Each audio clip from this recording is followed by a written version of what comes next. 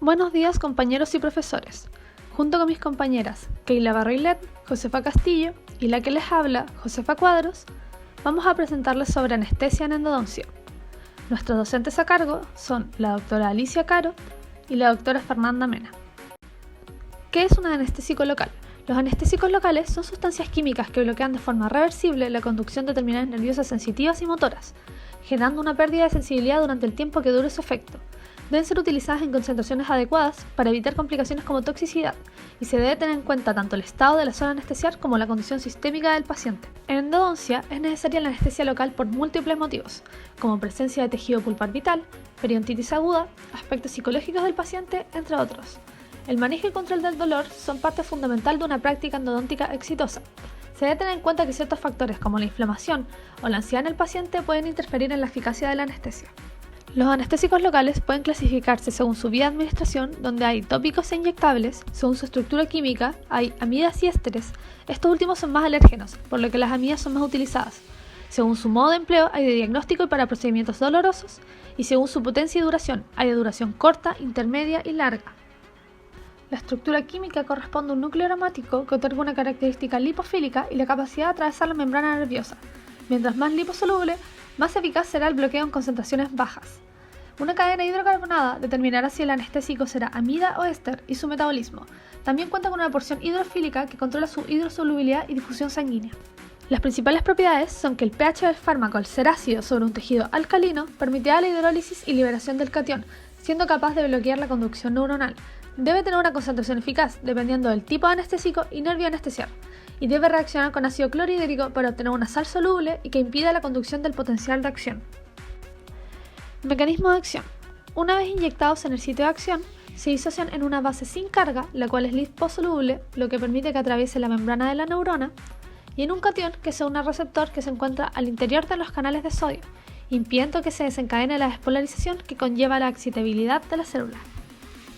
Entre las complicaciones podemos observar parestesia por inyección del anestésico contaminado cerca de un nervio, reacción alérgica por el uso de anestésicos de tipo éster, rotura de aguja, trismus, hematomas, lesiones de tejidos blandos ocasionados por el paciente al morderse inconscientemente, inyección intravascular y perforación de la cavidad nasal por mal manejo de una técnica infraorbitaria.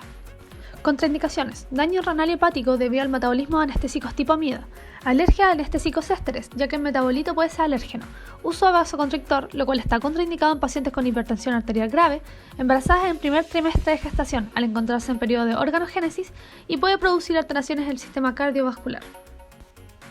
Los anestésicos más utilizados en la endodoncia son la lidocaína al 2% con epinefrina en concentración 1:100.000, mepivacaína al 3% con epinefrina en concentración 1:100.000 y articaína al 4% con epinefrina en concentración 1:200.000. Las dosis máximas pueden variar según el tipo de anestésico a utilizar, según la edad del paciente y su peso. Un adulto, en comparación a un niño, puede utilizar una mayor cantidad de tubos de anestesia, sin llegar a la dosis máxima recomendada, como se observa en la tabla. Esto se debe tener en cuenta a la hora de realizar un tratamiento. El vasoconstrictor es una sustancia que se le añade a la solución anestésica para alargar su duración, pero también trae una serie de beneficios, como retrasar la absorción por los tejidos, lograr un campo operatorio limpio y libre de sangre y en caso de inflamación permite que el anestésico permanezca mayor tiempo en la zona. Los más utilizados son la epinefrina, noradrenalina y levonortefrina. El instrumental utilizado para la anestesia local en endodoncia es una jeringa Carpule, que siempre debe estar estéril, agujas, las cuales pueden ser largas de 35 mm o cortas de 23 a 25 mm, según la técnica a utilizar, y un cartucho de anestesia con vasoconstrictor. En las consideraciones podemos observar una disminución del pH en los tejidos inflamados, disminuyendo la acción del anestésico.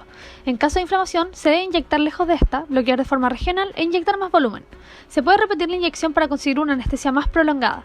También existen factores fuera del control del operador, como la ansiedad del paciente, lo que puede modificar la reacción al dolor y por eso es importante un manejo inicial. En el siguiente mapa podemos ver que existen dos tipos principales de anestesia, general y local, cuya diferencia fundamental es la pérdida de conciencia que ocurre en la general. La anestesia local puede ser administrada de forma tópica o inyectable. Existen diferentes técnicas para administrar el anestésico de forma inyectable: troncular, infiltrativa, intrapulpar e intraligamentosa. Anestesia tópica. El anestésico es aplicado sobre la mucosa, difundiendo y actuando sobre terminaciones nerviosas. Se debe secar la zona con aire o gasa y mantener separados labio o mejilla con el espejo, para evitar que el paciente ingiera el anestésico disuelto en la saliva. Se aplica con un algodón una pequeña cantidad sobre la mucosa. Anestesia infiltrativa. En esta técnica se bloquean las fibras nerviosas terminales cercanas al ápice y se emplea para anestesiar incisivos, caninos y premolares, tanto superiores como inferiores, además de molares superiores. Se administra en la mucosa libre más cercana al ápice del diente a tratar, con el bisel de la aguja paralelo a la tabla ósea. Anestesia troncular. Bloquea un tronco o rama nerviosa al aplicar la anestesia cercana a este. Para el maxilar superior tenemos técnicas de la tuberosidad, infraorbitaria, nasopalatina, palatina mayor y de carrea. Para la mandíbula tenemos la anestesia troncular del mentoniano, bucal, lingual y de la espina de Spix, que es una de las más utilizadas. Anestesia intrapulpar. Inyección del anestésico sin vasoconstrictor en el espacio pulpar, para casos como pulpitis aguda al no lograr una anestesia profunda, anestesiando la pulpa directamente. Requiere un conducto con ancho suficiente para el ingreso de la aguja.